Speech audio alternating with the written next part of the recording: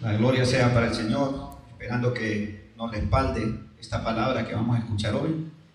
El título del mensaje que el Señor me dio hoy de la prédica es de la amargura a la alabanza.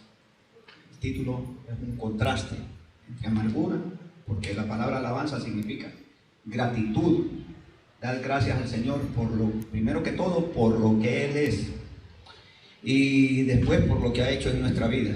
Y no solo es, además de cantos, además de los cantos que estaban diciendo de alaba a Dios, además de los cantos significa darle gracias a Dios incluso en circunstancias difíciles.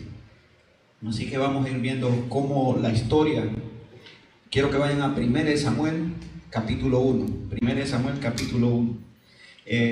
Vamos a leer la historia aquí de esta mujer Ana, que en medio de circunstancias difíciles, adversas, fue una mujer de ferviente oración.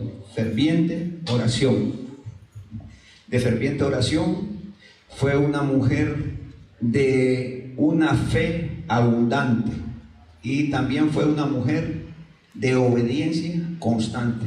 Esa combinación fue la que ella la llevó a obtener esa victoria.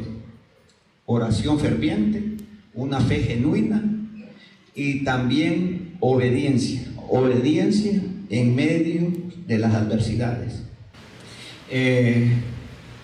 Hermana, vamos a empezar a leer desde el versículo 1 al 7.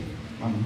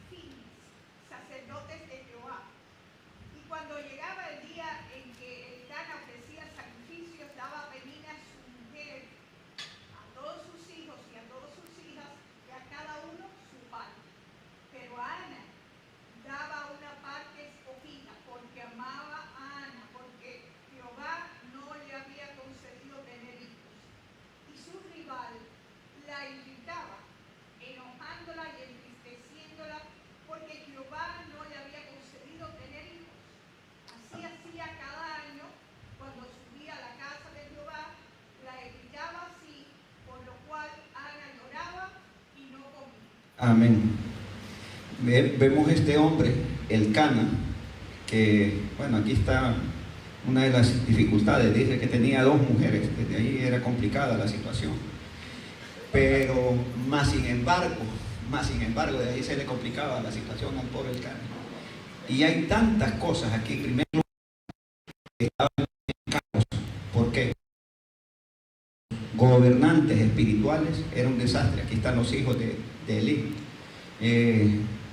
Osni y Fainés, sacerdotes de Jehová, pero ellos nunca, la pareja nunca paró de ir a adorar y a servir al Señor, nunca paró. Esa es una gran virtud en toda esta situación, jamás dejaron, y por eso desde ahí aparece Jesucristo. Nosotros tenemos que tener puestos los ojos y no en el hombre, puestos los ojos en Jesús, dice Hebreos 12:2, porque si los ponemos en el hombre vamos a terminar decepcionados. Los ponen en mí y pueden tener en cualquier momento una decepción. Si los ponen en Jesús, ahí nunca hay alguna decepción. Pero aquí dice que ellos siempre, aparte de la situación, así como estaba la situación, ellos siempre iban a adorar al Señor. Eran fieles, no paraban de adorar y servir al Señor. Ellos eran fieles servidores del Señor. A la misma Ana, aunque no tenía hijos, pero ella no paraba de cumplir con su fidelidad al Señor. Y en este 6 dice, y su rival la irritaba, enojándola y entristeciéndola. O sea, Penina la amargaba. Aparte de la amargura de ella, porque En aquellos tiempos tener muchos hijos era de bendición, pero no tener hijos era una maldición, era una burla, era decir, a saber qué malo hizo, es una mujer maldita, etcétera, etcétera. Era un tiempo que socialmente estabas discriminado, pero más sin embargo ellos no paraban de adorar al Señor, a pesar de no ver resultados, a pesar de que la situación no era buena, no era favorable, pero ellos no paraban de adorar al Señor, de servir al Señor. Ellos cumplían a pesar de que la situación no era buena. Y dice aquí, mire esto, no sé quién se identifica con este versículo, el 7. Así que cada año cuando subía a la casa de Jehová, la irritaba así, por lo cual Ana lloraba y no comía. La irritaba. No sé cuántos se identifican con esto o cuántos hemos cometido ese error de que precisamente cuando nos vamos a congregar a servir al Señor, hay personas, circunstancias que nos irritan, especialmente cuando vamos a adorar, cuando vamos a alabar al Señor. Hay personas que nos irritan. No, aquí habla de una mujer, pero puede ser cualquier circunstancia que nos irrita. Puede ser nuestra pareja, puede ser un vecino, puede ser una situación laboral que quiere robarnos el gozo del Señor. Así que si alguno se identifica con eso, vamos a aprender aquí por qué Ana nunca se dejó, nunca bajó la guardia, siempre se mantuvo firme, a pesar de que la irritaban, a pesar de que le querían quitar la paz, que le querían quitar el gozo. Ana lloraba, pero si ve aquí, Ana actuó a la manera de Dios. Nunca le respondió a Penina, nunca le respondió a Penina, según lo que dice aquí. No hay manera de que le diga nada, y no le respondió nunca a Penina. Es más, aquí suena como que Penina, teniéndolo todo, le tenía envidia a Ana. Le tenía envidia a Ana, a pesar de que lo tenía todo, le tenía envidia a Ana. ¿Cuántas personas tienen envidia teniéndolo todo? Pero había algo en Ana. ¿Saben cuál era? La comunión con Dios. La comunión con Dios. Dice que Elcana la amaba, a pesar de no tener hijos, pero la que ella envidiaba era la comunión que tenía con Dios. Hay personas que aparentemente lo tienen todo, y no son felices. Están vacíos completamente. Pero lo que Ana tenía en esa ventaja era la comunión con Dios, y nunca le respondió a Penina, jamás. Vamos del 8 al 14, creo que es, sí. Y Elcana, su marido, le dijo: Ana, ¿por qué lloras? ¿Por qué no comes? ¿Y por qué está afligido tu corazón? ¿No te soy yo mejor que 10 hijos? Y se levantó Ana después que hubo comido y bebido en Silo, y mientras el sacerdote Elí estaba sentado en una silla junto a un pilar del templo de Jehová, ella con amargura de alma oró a Jehová y lloró abundantemente. Amén. E hizo voto diciendo: Jehová de los ejércitos, si te dignares mirar a la aflicción de tu sierva, y te acordares de mí, y no te olvidares de tu sierva, sino que tienes a tu siervo un hijo varón, yo lo dedicaré a Jehová todos los días de su vida, y no pasará navaja sobre su cabeza. Mientras ella oraba largamente delante de Jehová, Elí estaba observando la boca de ella. Pero Ana hablaba en su corazón y solamente se movían sus labios, y su voz no se oía. Y Elí la tuvo por ebria. Entonces le dijo Elí: ¿hasta cuándo estarás ebria? ¿Y quién es tu hijo? Amén. Aquí estamos viendo cómo Ana, lo único, en medio de la congoja, la tristeza, lo único que podía hacer era llorar. Solo llorar podía, ¿no? Era tanta la tristeza que no siquiera podía hablar, porque hasta parecía ebria. Según Elí, esta mujer se había tomado no sé qué cantidad de alcohol, porque parecía que estaba ebria, pero más sin embargo,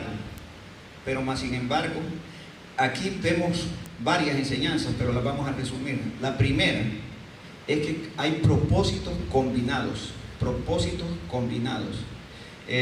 Lo primero que le dijo: si le dieras a tu siervo un hijo varón, yo lo dedicaré a Jehová todos los días de su vida y no pasará navaja. ¿Qué le quería decir? O sea, Señor, si me concedes esto, hagamos el equipo aquí. Y desde ahí ya estaba listo la situación, ya estaba resuelto el asunto. Señor, si me concedes esto, yo voy a hacer esto para ti. Yo voy a hacer esto para ti. Pero muchos, lamentablemente, incluso cristianos, están diciendo: no, dame una esposa. ¿Para qué? ¿Para qué? Para maltratarla. No, dame un trabajo. ¿Para qué? ¿Para qué? Para no venir a la iglesia nunca más. ¿Para qué? Allí es un trabajo, allí no hay propósito, allí solo es una petición.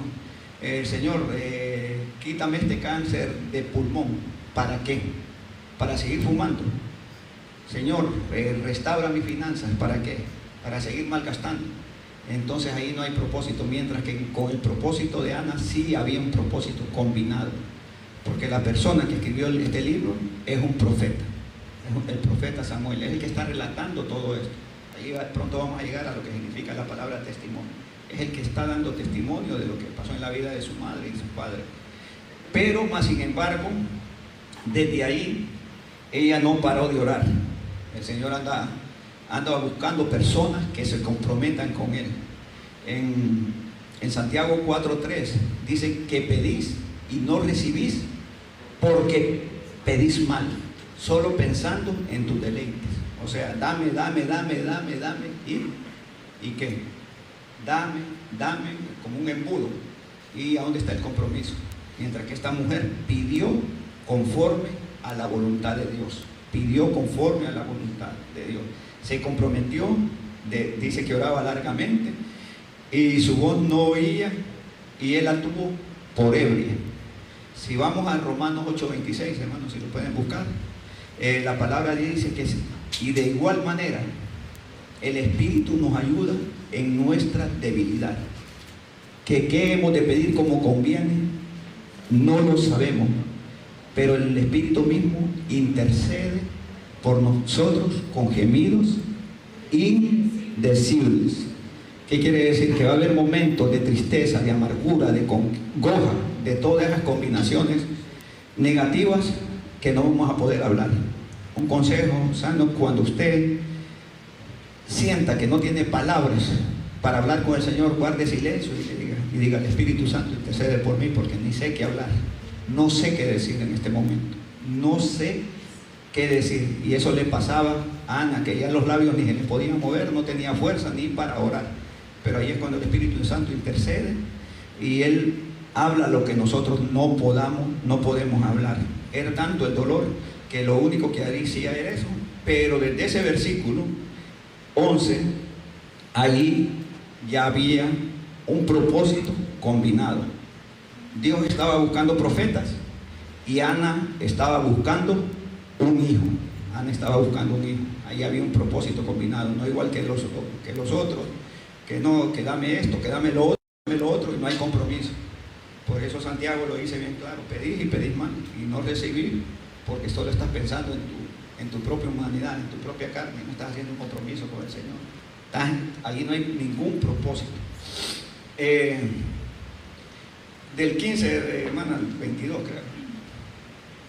21. Al 21, sí. Y Ana le respondió diciendo: no, Señor mío, yo soy una mujer atribulada de espíritu, no he bebido vino ni sidra, sino que he derramado mi alma delante de Jehová. No tengas a tu sierva por una mujer impía, porque por la magnitud de mis congojas y de mi aflicción he hablado hasta ahora. Elí respondió y dijo: ve en paz, y el Dios de Israel te otorgue la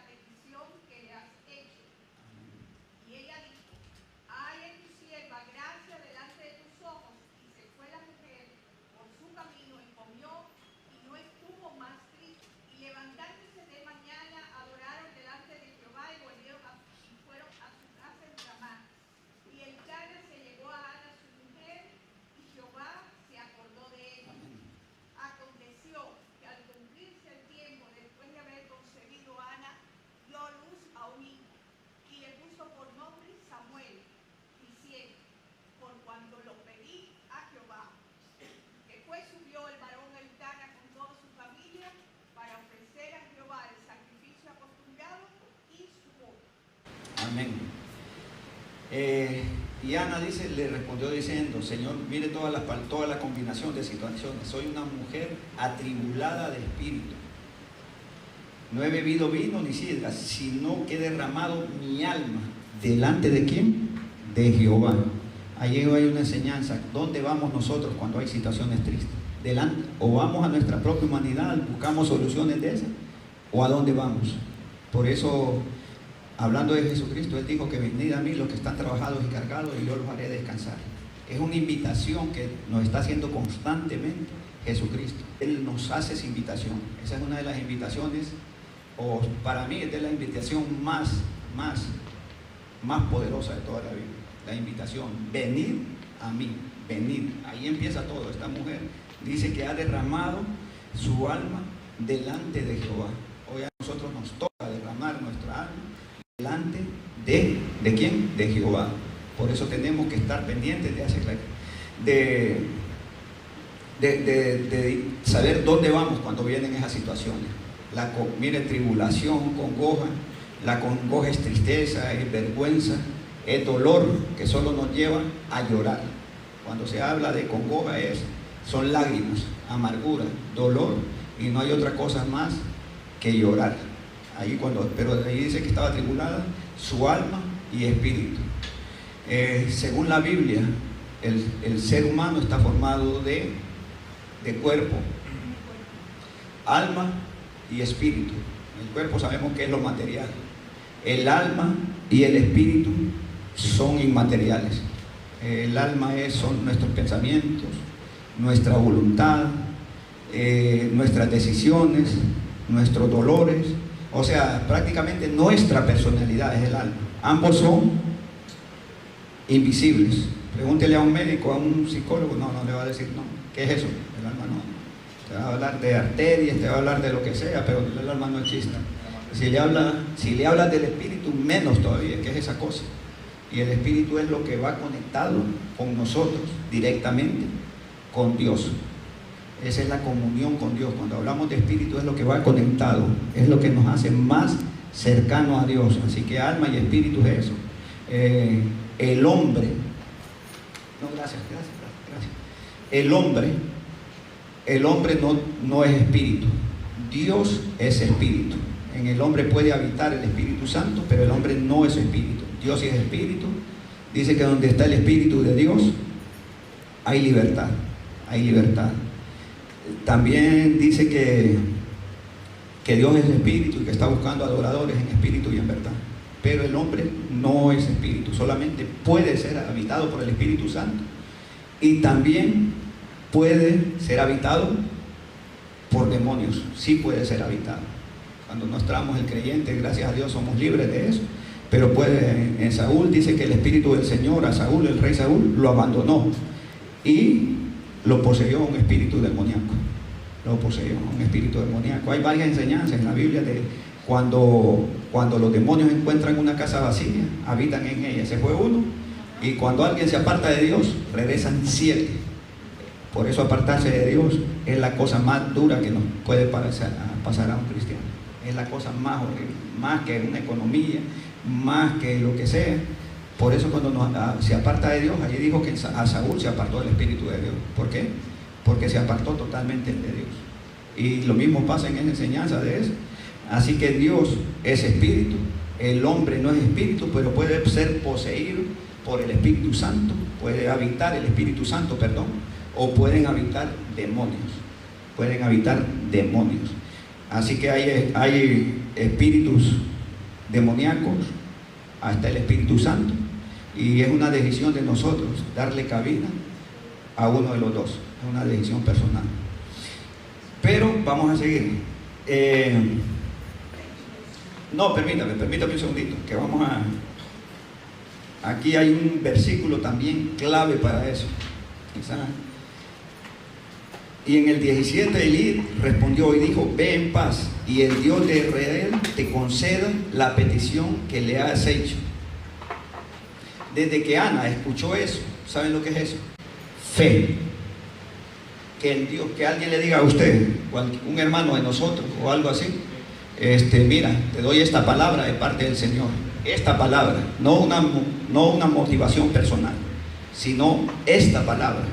Él le dijo que Dios te conceda lo que deseas en tu corazón. ¿Y qué pasó con Ana? Y ella dijo: halle tu sierva gracia delante de tus ojos. Y se fue la mujer por su camino y comió y no estuvo más triste. Con esa palabra le bastó.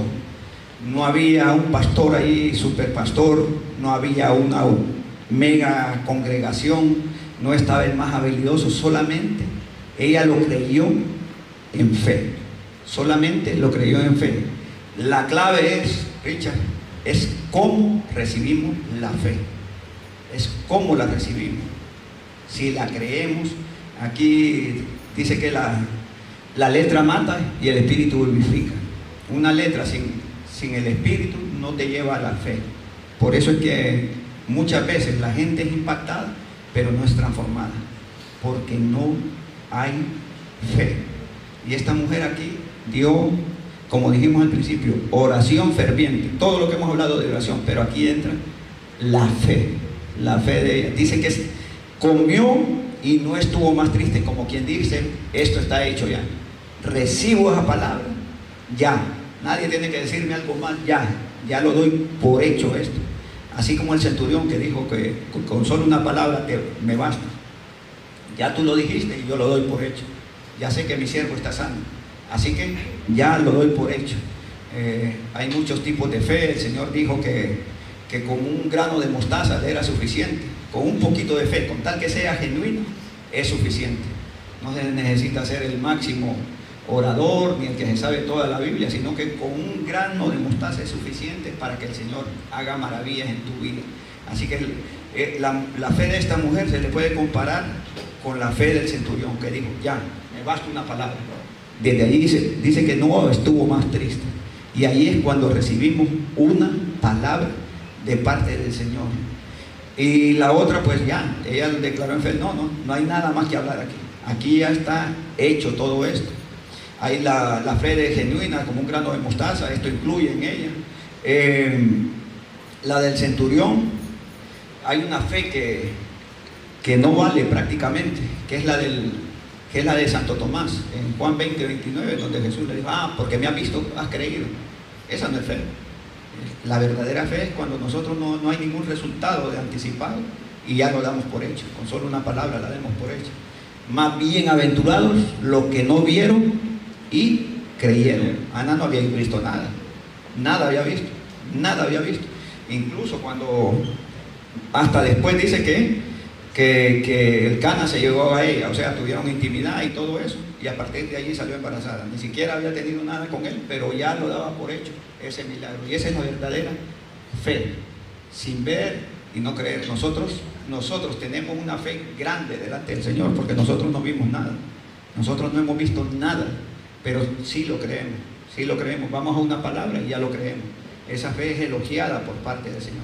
Más bienaventurados los que no vieron y creyeron, dijo el Señor. Bienaventurados los que no vieron, y eso somos nosotros. Hay una fe que el Señor le agrada y es esa. Lo mismo dijo el centurión: no ha visto una fe tan grande como esta en todo Israel, como la de este hombre. Pero esta mujer tenía fe. Así que esa fe, la clave es cómo recibimos esa palabra, cómo la recibimos en nuestro corazón, cómo la recibimos, cómo la atesoramos y cómo nosotros estamos seguros de que va a suceder, de que esto. Entonces esta mujer tenía fe. ¿Cuál sigue, Martica? ¿La otra parte?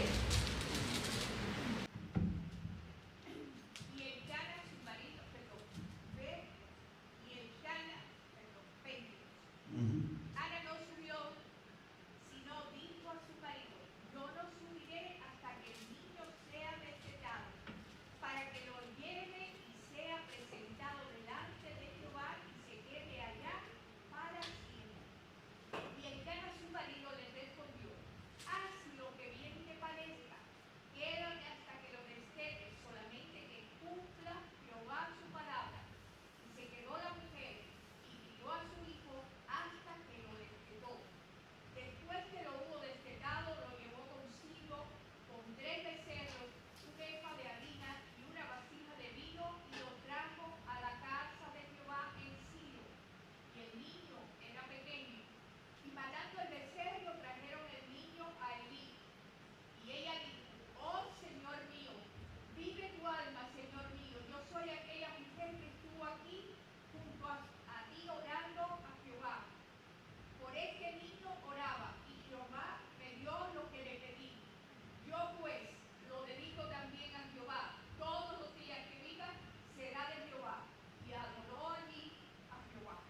Amén.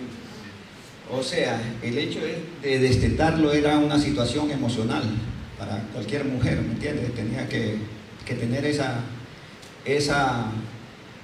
cercanía con su hijo recién nacido. Era algo emocional. Quizás no era algo fácil deshacerse de él, pero aquí Ana lo hizo. No se ve ninguna situación de hacerlo con tristeza. No se ve nada, ningún rastro de decirlo, no, yo te lo prometí, Señor, pero ahora no te puedo cumplir por esto, déjamelo aquí otros 4 años, déjamelo por lo menos hasta los 10 años. No, Ana lo que prometió, cumplió.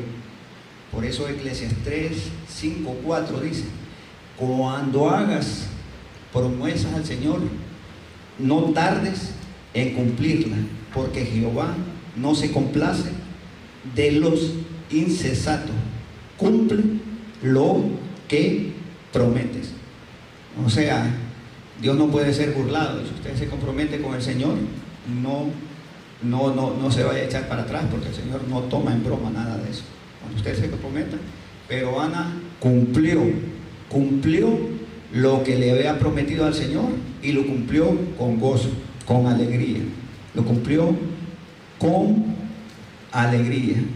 Si podemos, dice que por ese niño oraba y Jehová me dio lo que pedí. Recuerda que cualquier vez que vayan a leer esa historia van a encontrar muchos versículos que para ustedes van a ser muy relevantes, pero el tiempo es un poquito resumido y no lo podemos ir uno por uno. Pero lo más importante de aquí, que esta mujer quería tener esos meses el niño, pero no fue que se echó para atrás en ningún momento. Ella dijo primero que por lo menos darle los primeros alimentos, lo voy a cuidar, pero de inmediato lo fue a entregar y lo hizo con gozo, con alegría. Habemos mucho que le prometemos al Señor, pero después nos echamos para atrás, decimos no es este momento, después lo voy a hacer en otro momento, la ocasión, y empezamos a dejar el tiempo y después nunca lo cumplimos. Somos puras emociones y no cumplimos lo que le hemos prometido al Señor. Pero el Señor aquí es claro y dice que cumpla lo que prometes, cumple lo que prometes. Nos llama insensatos cuando prometemos algo y no continuamos. Hablamos del hombre de doble ánimo el otro día en las clases en Santiago 1:8, que hombre de doble ánimo significa hoy sí, mañana no, tal vez, quizá, y la mera verdad que así somos nosotros. Somos como dice la palabra de Dios en Números 23:19, que Dios no es hombre para que mienta, ni hijo de hombre para que se arrepiente. Dios no cambia. Cuando te promete algo, Él sí lo cumple. Nosotros somos los que somos como un semáforo. ¿Saben lo que es un semáforo? La luz verde, la roja, la amarilla. Cambiamos, pero Dios es estable. Dios no cambia en lo absoluto sus promesas. Y si Él te dio una promesa, así como se la dio a Ana, fue porque Él la iba a cumplir. Gloria a Dios. Este caso de esta mujer, ella no cambió ni se dio vuelta, como decimos. Quiero que vayamos a Salmo 40.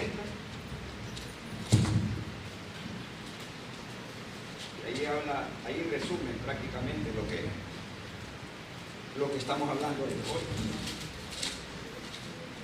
40, 2 y 3.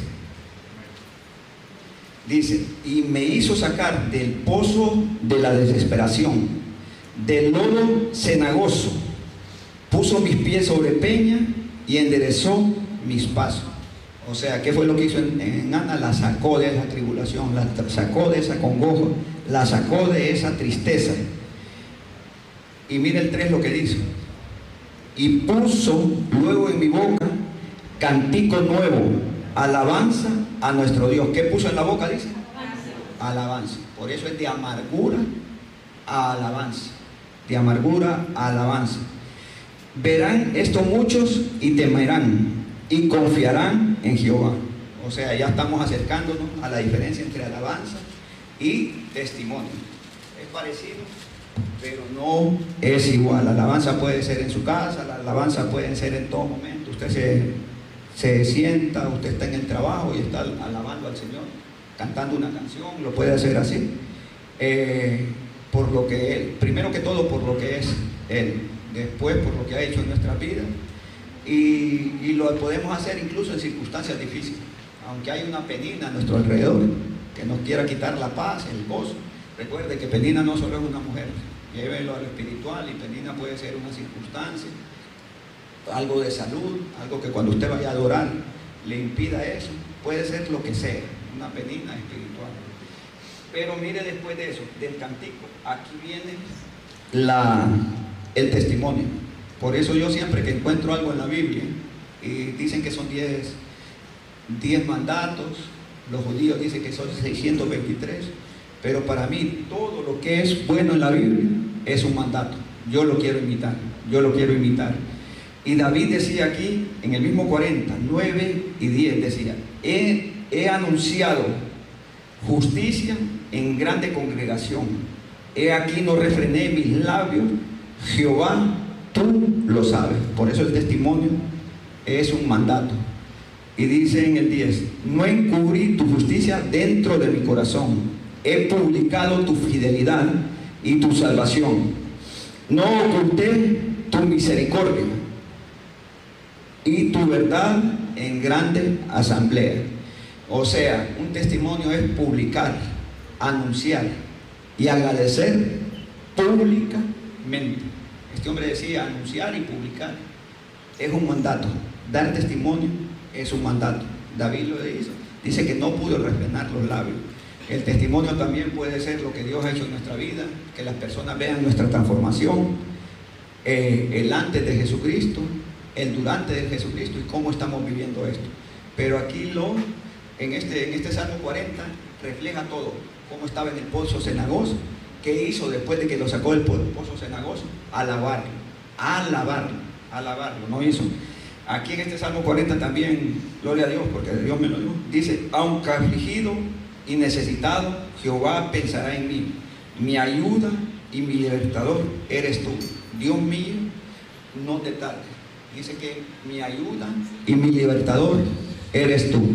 Así que el Señor nos liberta de todo eso, de todas esas situaciones, de todas esas tristezas, pero que tenemos que alabar a Dios en medio de todo un proceso. Y cuando Dios nos conceda eso, tenemos que dar testimonio. Nuestra propia vida es un testimonio, el antes, durante, con lo que Dios ha hecho en nuestra vida, pero el testimonio es algo que nosotros, es parte, es un complemento de la alabanza, de la gratitud.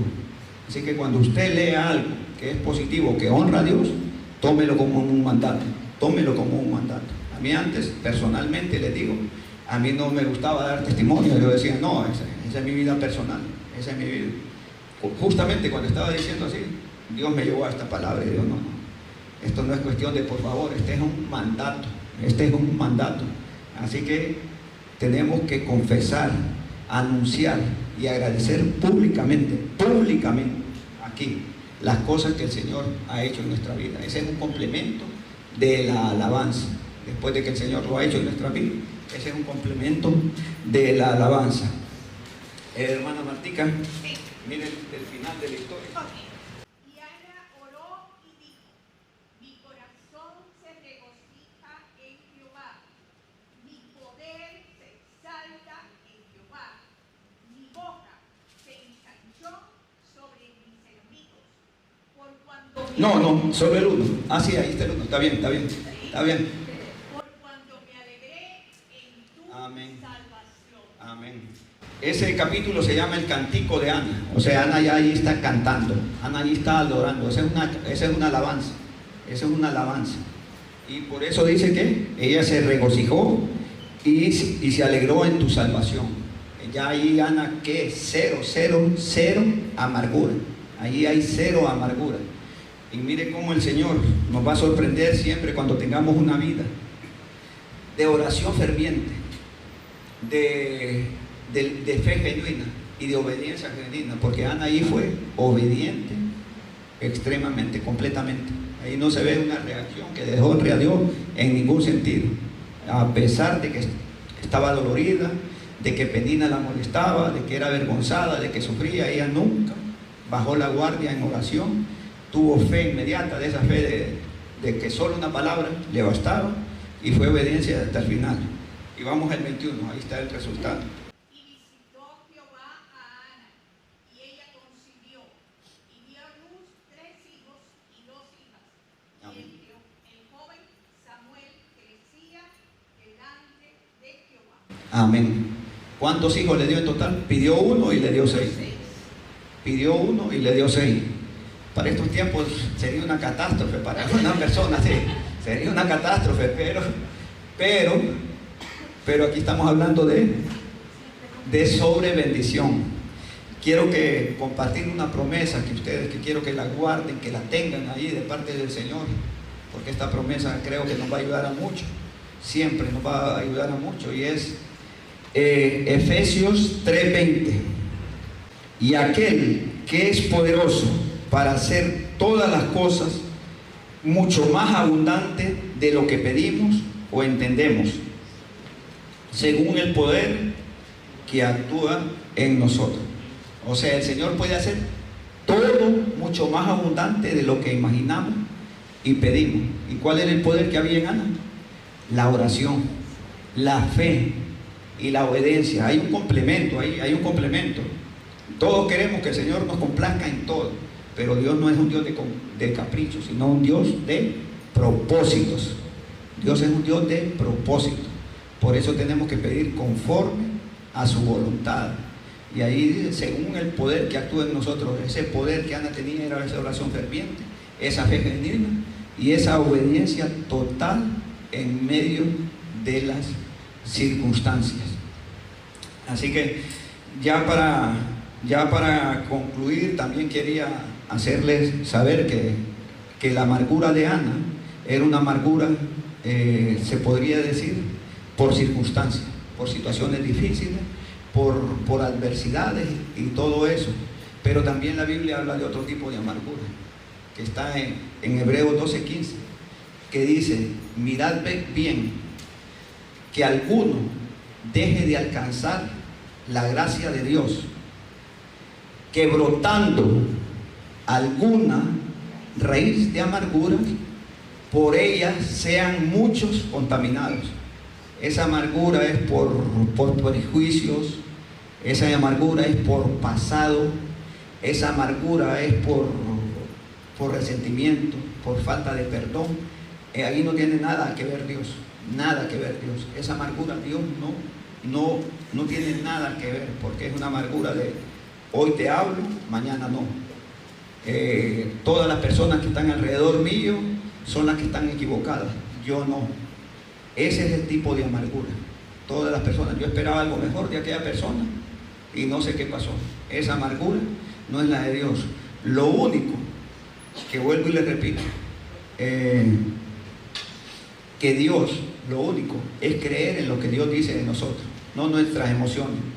¿Y qué Dios dice de nosotros? La paz os dejo, la paz os doy, no como el mundo la da. Entonces, la única manera de arrancar esa raíz de amargura es que le permites a Jesucristo, a que la paz de Jesucristo entre en tu corazón, es la única excavadora que puede sacar esa raíz de amargura de nuestro corazón. Esa raíz es el único que puede entrar. Isaías 26:3 dice que tú guardarás en completa paz aquel cuyo pensamiento en ti persevere. ¿Por qué? Porque en ti ha confiado. O sea, nuestro espíritu, nuestros pensamientos tienen que conectar a Dios si queremos disfrutar de esa paz. Tienen que estar conectados a Dios. Ana pasó por un tiempo de espera muy duro. Ana tuvo que esperar mucho tiempo para que Dios le concediera eso, pero no bajó la guardia. El Salmo 27:13 dice, hubiera yo desmayado si no creyese que veré la bondad de Jehová en la tierra de los vivientes. O sea, ¿qué pasó con Ana? No desmayó, siguió hasta el final, fue obediente hasta el final, no bajó la guardia. Pero dice que hubiera yo desmayado, pero ella no desmayó, ella se mantuvo firme. ¿Qué pasa cuando nosotros pedimos esto y no sucede? Pedimos lo otro, no sucede. ¿Cuántos nos tiramos la toalla y buscamos y buscamos otros caminos, otras alternativas diferentes a las del Señor, diferente a lo que el Señor quiere en nuestras vidas, y ahí es cuando nos perdemos. No, Dios no funcionó, déjame, voy a mi dirección, y ahí es cuando nos damos un cabezazo muy grande. Ahí nos damos un cabezazo muy grande. Ya para concluir, es un tema muy amplio, pero ya vamos a concluir para la gloria de Dios. Tenemos que pedirle a Dios que cumpla sus propósitos en nuestra vida, que estemos dispuestos a hacer lo que Él nos manda a hacer en medio de todas esas situaciones difíciles. Que estemos dispuestos si queremos ver la mano de Dios en nuestra vida. Tenemos que estar dispuestos, Señor. Voy a hacer esto como Ana. Si tú haces esto, yo voy a hacer esto. Yo voy a hacer esto, me comprometo. Eso es pedir conforme a la voluntad de Dios. Si tú haces esto en mi vida, yo voy a hacer esto. Y realmente que siempre sale barato por los intercambios con el Señor. Lo otro que les digo es que cuando lleguen, si no estás amargado hoy, si no estás triste, si no tienes ninguna limitación, si no tienes ninguna dificultad, pero cuando lleguen esas pruebas, esa congoja a tu vida, si algún día llega, en vez de queja, conviértala en alabanza. Conviértala en alabanza. En vez de queja, alabanza. Dios quiere cumplir los propósitos en nuestra vida, y así que en vez de queja, mucha alabanza. La otra parte que tenemos que aprender de esto es que, si ustedes ven, Ana, la amargura no le permitía adorar a Dios en libertad. Esa amargura a veces no nos deja adorar a Dios. El salmista decía en el Salmo 142:7: saca mi alma de la cárcel para que alabe tu nombre. Por eso nosotros tenemos, Ana experimentó la libertad espiritual y alabó a Dios. Ahí dicen que alabó a Dios de inmediato después de que experimentó esa libertad, y todo eso fue la fe. La otra de Ana es que cuando Dios se acordó de ella, cuando Dios cumplió lo que le había prometido, la amargura se disipó.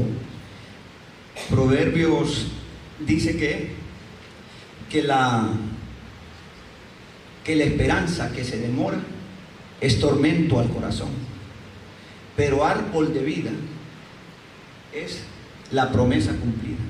Es la promesa cumplida. Es la promesa cumplida. Árbol de vida es que te fortalece, que te vitaliza, que te da fuerza y todo lo demás. Así que todos los que estamos aquí vamos a experimentar esas fortalezas si hacemos lo que Ana. Y lo otro, la fe.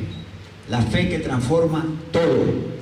La fe que lo transforma todo. En el caso de Ana, transformó su amargura en alabanza. La fe lo puede transformar todo. Así que su oración, su fe y su obediencia, una combinación de Ana ahí que nos enseña mucho. Así que si algún día te sientes así, ve a Jesucristo, acércate a Jesucristo, no busques otra alternativa. Él es experto en sobrepasar nuestras expectativas, así como lo dice Efesios 3:20, que Él nos dará mucho más abundantemente de lo que pedimos, según el poder que actúa en nosotros. O sea, con esa fe, con esa oración ferviente en medio de las circunstancias, Él va a actuar. Pero nosotros hay una parte en cumplir. Ana lo cumplió, y así que nosotros tenemos una parte, siempre y cuando no bajar la guardia. No bajar la guardia como Ana lo hizo, en oración, en fe y en obediencia. No la faltó. Ella solo le bastó, en cuanto fue una palabra: desde aquí ya está todo. Desde aquí ya está hecho todo. Y Dios siempre, cuando nos sometemos a Él, siempre va a sobrepasar nuestras expectativas. Así como Ana, en vez de, ella pedía uno, con uno le bastaba, pero le dio ¿cuántos? 6. Pero gloria a Dios por eso. Si hay alguien que vaya a dar algún testimonio o de gratitud, de alabanza.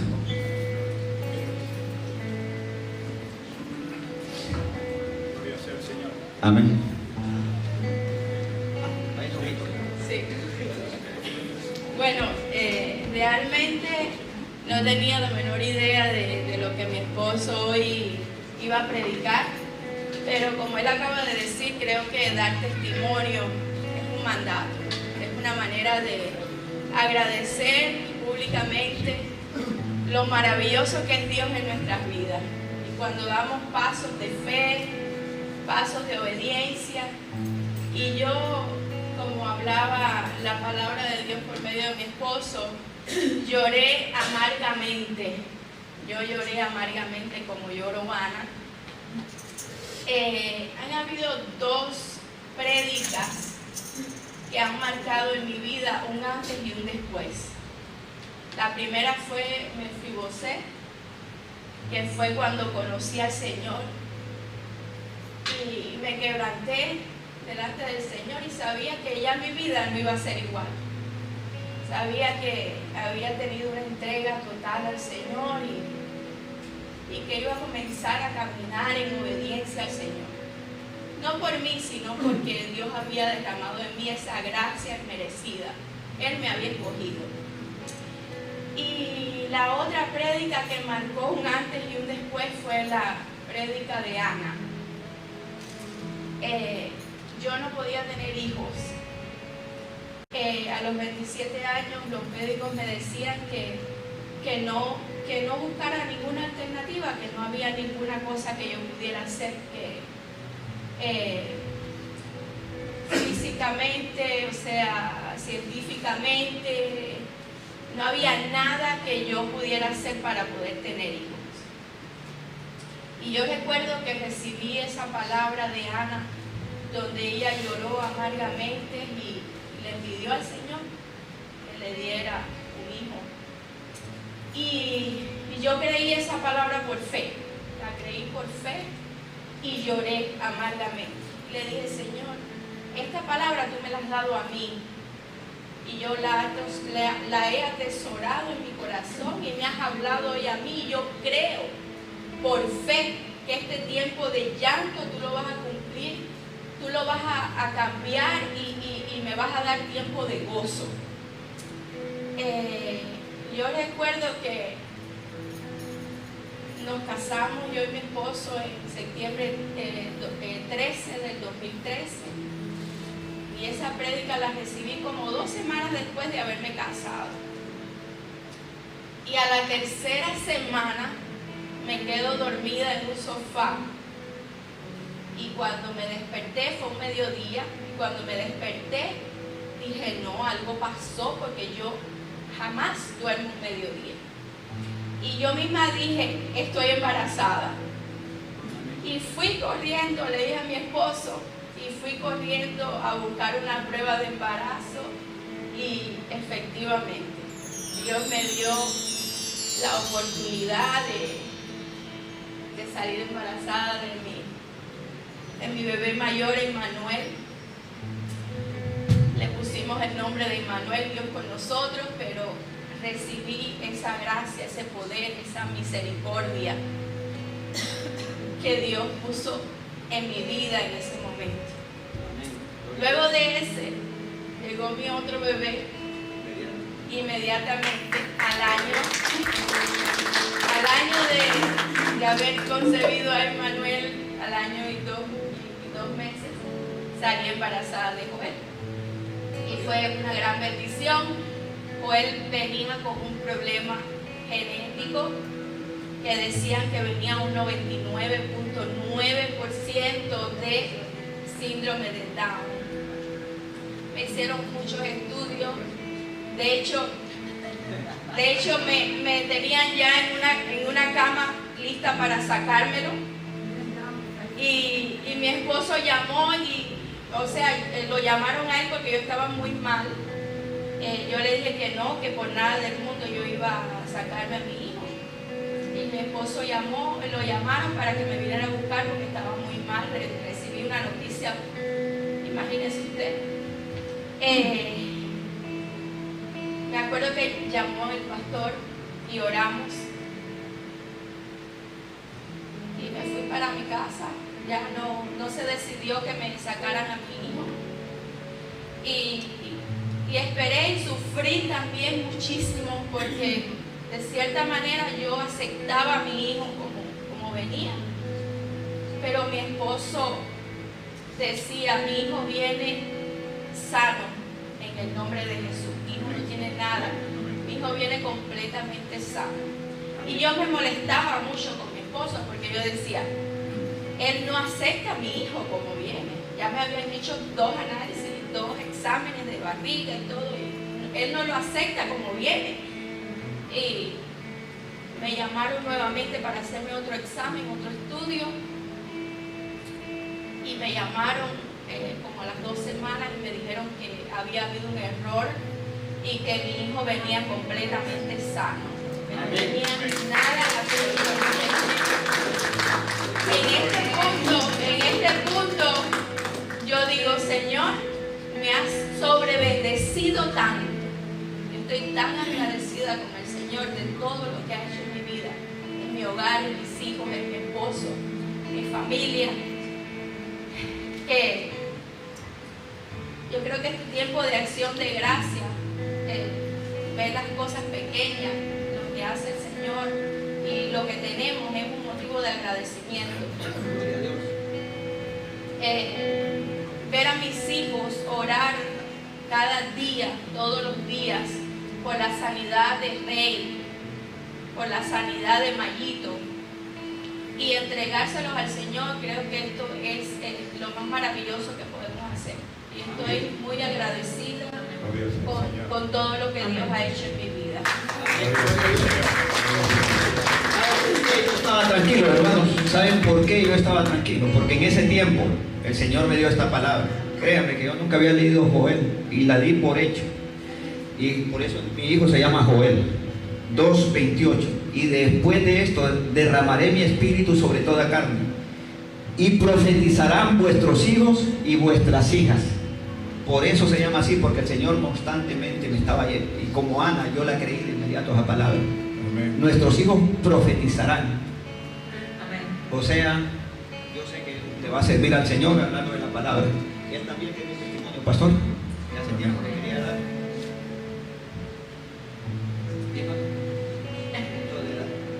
¿Estás nervioso? No importa, Dios te va a dar la cosa. Habla de Daniel, de un amigo de Daniel. Yo tenía un amigo que se llamaba Daniel y estaba orando mucho de él y después porque él no tenía casa, estaba teniendo problemas y después estaba orando mucho por él y después tenía casa y estaba viendo. Amén, amén. El niño Daniel, él escribió el año pasado una carta y en ese mismo día que él escribió esa carta, el domingo que recibió aquí la carta, habíamos recibido un mensaje de la mamá de Daniel que ya habían resuelto su caso porque le habían quitado el niño a su mamá y ya él se había vuelto a reunir con su mamá, pero lo que pasa es que él escribió una carta ese diciembre y el pastor le devuelve la carta y entonces una de las oraciones contestadas fue esa, que Danielito ya estaba junto con su mamá. Amén. A ellos orar por los alimentos. Ellos oran por Rey, por todo, por Quincho, por eso. Y el Señor ha contestado las oraciones. Así que Dios los bendiga. Luisa, viene. Gloria sea al Señor. Y se prepara también la hermana Loredana, que va a dar también gracias a Dios. Dios los bendiga, hermanos. Hay tanto por qué darle gracias a nuestro Señor Jesucristo, tantas cosas, pero yo fui como Ana, lloraba amargamente y yo le decía, Señor, ¿por qué no me contestas la oración por Rey? Porque de 13 años y tiene ahora ya 26 años, y yo lloraba y le clamaba, pero nunca mi corazón se llenó de amargura ni falta de fe por él, porque yo sabía que el Señor un día me lo iba a sacar, pero ya tenía tanto tiempo de orar y un día me arrodillé y le dije, Señor, ¿cómo te oro para que mi hijo cambie? Y empecé a orar así, y me fui a leer el libro de Daniel, donde está la historia del rey Nabucodonosor, donde él hizo cosas malas y él era bueno, pero después hizo cosas que no eran correctas y Dios lo castigó. ¿Sí es verdad? Amén. Y entonces yo dije, bueno, Señor, si a mi hijo rey lo tienes que llevar como llevaste al rey Nabucodonosor, que él perdió su memoria, comió hierba, no comía comida, sino que hierba. Él le crecieron las uñas, el pelo, era como un animal, una bestia salvaje, como una bestia. Y yo empecé a orar así por rey. Si lo tienes que llevar hasta ese punto, solo dame, Señor, esa fuerza para yo resistir de ver a mi hijo así. Pero por favor, si eso es lo que él tiene que llegar a ese punto, por favor ayúdame a resistirlo. Y yo empecé a ver a Rey que ya no lo miraba, porque vivimos en la misma casa, pero él tiene su apartamentito aparte. Y yo no lo miraba. Antes yo lo miraba, aunque sea a medianoche me iba a ver, y yo no lo miraba. Y yo iba al cuarto y le tocaba y me decía, no, estoy dormido, porque él no quería que yo entrara al cuarto de él. Un día él se cayó y me dijo, mami, me he caído y tengo sangre en la cabeza. Y yo dije, bueno, déjame entrar, porque él no me dejaba entrar al cuarto de él, no me dejaba entrar. Él le ponía seguro, yo podía tener llave, pero él por dentro llamaba y le ponía pasador a la puerta y yo no podía entrar. Y eso se duró como 6 o 8 meses. Y yo, Señor, yo estoy confiada en ti, que tú me lo vas a sanar, tú me lo vas a curar de todo esto. Pero cuando él se cayó y se le dio la cabeza, yo entré al cuarto de él. Ya él se estaba poniendo mal de sus piernas, yo creo que por eso era que se caía. Tomaba, yo no sé qué, se tomaba qué drogas, pero bebidas alcohólicas. Yo, cuando entré a aquel cuarto, yo me quedé, que no sabía ni cómo, pero le dije, gracias Señor, porque lo has llevado como el rey Nabucodonosor. Pero tú me lo vas a levantar como levantaste al rey también. Tú me lo vas a levantar como levantaste al rey. Cuando yo entré a aquel cuarto, yo sentí miedo, tristeza, dolor, pero al mismo tiempo sentía gozo. Porque la oración que yo le había pedido al Señor, Él me la había contestado. Yo le pedí que me llevara el hijo así. Cuando yo miré al rey con sus uñas así de largas, con su barba todo sucio, todo barbón, todo horrible, y aquel cuarto, él comía un poquito y dejaba los platos tirados por donde quiera. Aquel cuarto era horrible, pero yo confié en el Señor y yo dije, Señor, tú lo has llevado hasta aquí y tú me lo vas a levantar. Y ahora, ¿qué les puedo decir? Aquí tengo mi hijo levantado.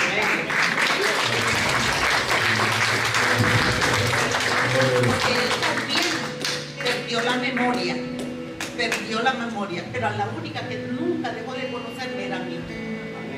Y yo le doy gracias al Señor porque Él me lo llevó hasta allí, pero yo espero que un día Él se va a parar aquí y va a dar el testimonio de su vida y como Dios lo cambió, como su corazón lo cambió.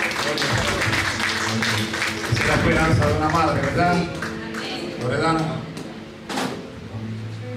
Gloria sea el Señor.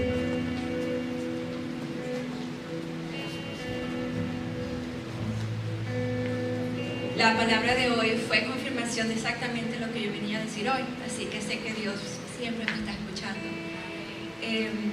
La semana pasada estuve pensando de que estoy agradecida, tengo tantas cosas que agradecerle a Dios y tuve la conclusión de que estoy agradecida por el gozo que yo siento internamente. Después que lo recibí en mi corazón, sentí que me perdonó, todos los días tengo la comunión con Él. Leo la Biblia, tengo hermanos que me ayudan y siento ese gozo que ni el mundo, ni mis hijas, ni mi esposo, que aunque los amo, no me lo pueden dar. Solamente Dios me lo puede conseguir. Así que por eso estoy agradecida.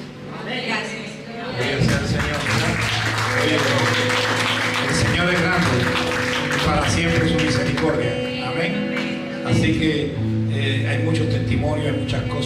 Señor puede seguir haciendo en nuestra vida.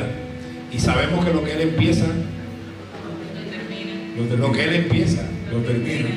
Yo no sé en qué proceso tú estás. Yo no sé en qué proceso tú estás. Pero si Dios ha empezado algo en ti, Él lo va a perfeccionar y lo va a terminar para bien. Porque sus planes no son los nuestros. Los de Él es mejor que los nuestros.